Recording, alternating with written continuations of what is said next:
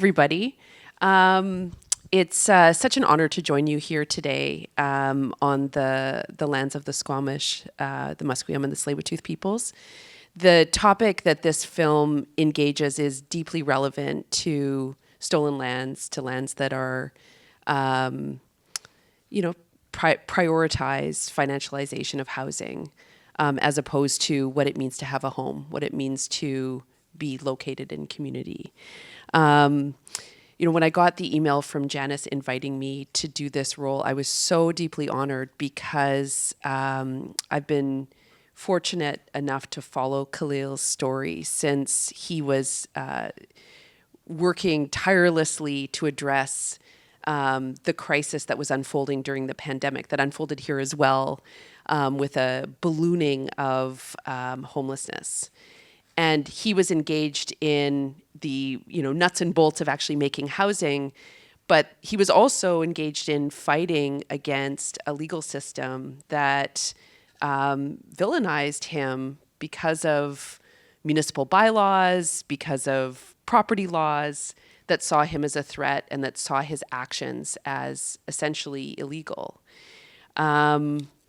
Illegal in the context of what a municipality wants to do, which is to protect its lands as park spaces and forget that there's people who don't have choices but to live on them as homes.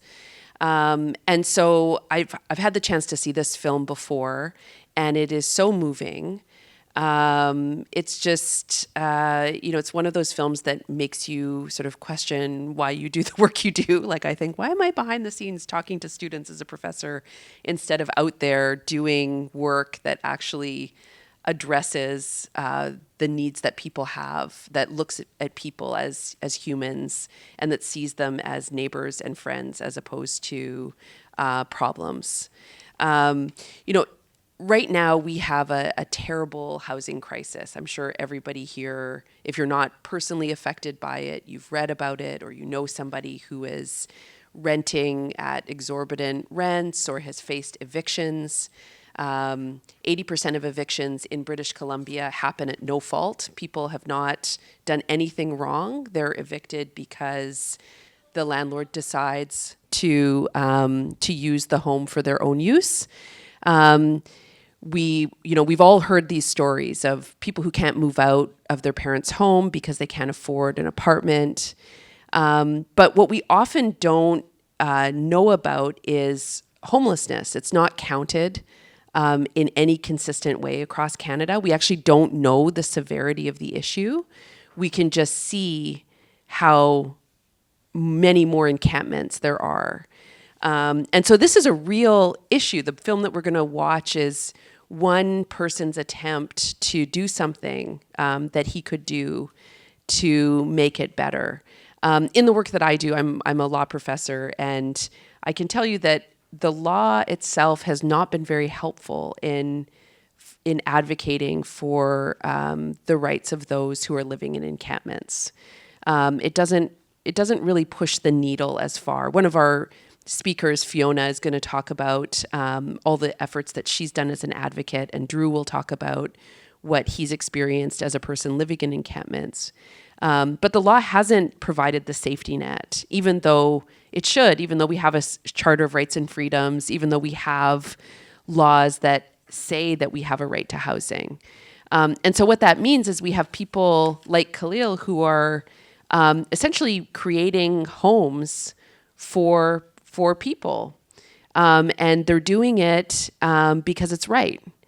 And I think, sometimes, I shouldn't say this as a law professor, but, sometimes the thing that's right isn't necessarily the thing that's legal. And there's this divide between these two things. And I think that's, at least for me, that was one of the messages that I took from this film is, as a community, these are our laws. This is our charter. This is our right to housing that's enshrined in federal law. And Khaleel made it operational. He took those principles and he did something concrete to make it happen. And so, I think until we have governments that are going to be responsive to the the housing crisis, all governments not pointing the fingers at each other, but actually working together to make it happen.